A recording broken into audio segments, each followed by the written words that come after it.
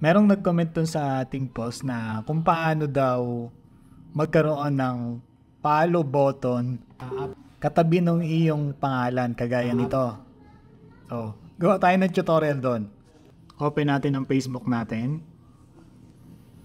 Tapos itong nasa upper right corner na to, itong menu bar na to, tatlong line. Click natin yan.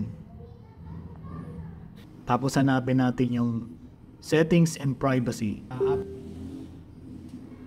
Click natin. This. Click din natin itong settings.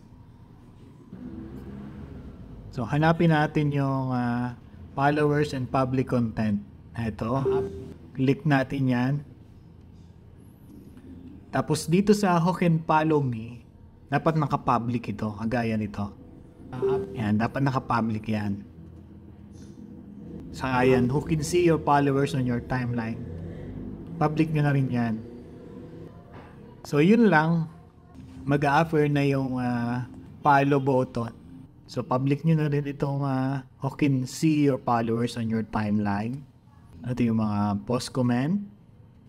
Pero ang mahalaga talaga ito, naka-public dapat itong iyong who can follow me. Tapos makikita nyo.